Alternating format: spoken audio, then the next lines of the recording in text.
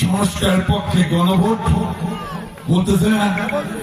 দাঁড়ান তো কয়জন একদিন করে দাঁড়ান যেটা বুঝে তো বুঝেন গণভোটটা কি? একদিন দাঁড়ান, একজন নাই বুঝে না। আমাদের নেতা তারেক রহমান ইয়াং তরুণ, তাই না? টকবগে চলেছে, দেখছেন তো কি সুন্দর স্টেজে ঘুরে এনে বক্তৃতা করলো কালকে। পছন্দ হয়নি আপনাদের? তরুণ মানুষ, এই তরুণ মানুষকে আমরা সমর্থন করবো নতুন লোককে নাকি পুরান লোককে করবো? নতুন, তাই না?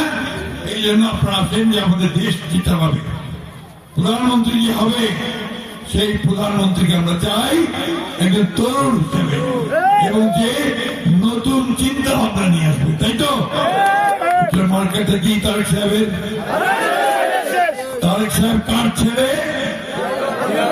তারেক জিয়া রহমানের ছেলে। জিয়া রহমান আমাদের ভালো করছিলেন না খারাপ করছিলেন? আর খারাপ দিয়েছিলেন, তাই না?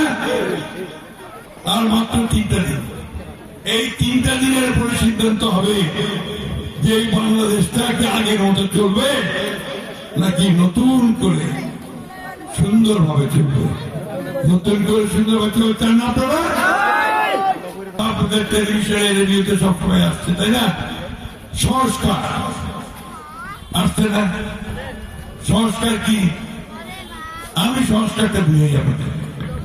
আমার ঘরের দরজাটা যখন জং ধরে যায় তখন দরজাটা ঠিক করার জন্য আমরা ওটাকে সিরিজ কার্ড দিয়ে করি, এটাকে ঠিকঠাক করি না? তারপর দরজাটা ভেঙে গেলে ওটা কাঠে এনে ঠিক করি না আমরা? ওইটা কয় সংস্কার। আমাদের এই দেশটা, রাষ্ট্রটা, এইটা যে চালায় ওইটা আপনার নষ্ট হয়ে গেছে, ভাগে গেছে। খারাপ লোকগুলো ওইটাকে আমরা নষ্ট করে দিচ্ছি। এই জন্য এইটাকে ঠিক করার জন্য সবাই মিলে চিন্তা করে সব রাজনৈতিক দলগুলো একটা আপনার সংস্কার করছে। দরজাটা ঠিক করে লাগেছে, দরজাটা ঠিক করে লাগেছে যাতে ঠিকঠাক মতো সব চলে। তো এইটা তো শুধু বললেই হবে না, রাজনৈতিক দলগুলো বললে কি হবে? হবে না।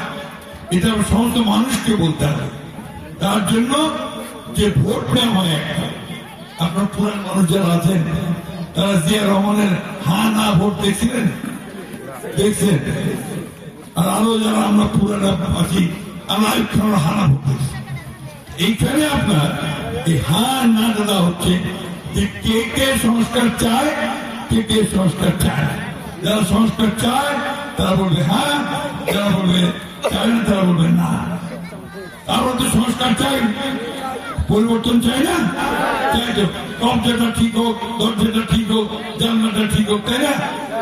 এই জন্য আমরা সবাই আমরা হা ভোটে চিন্তা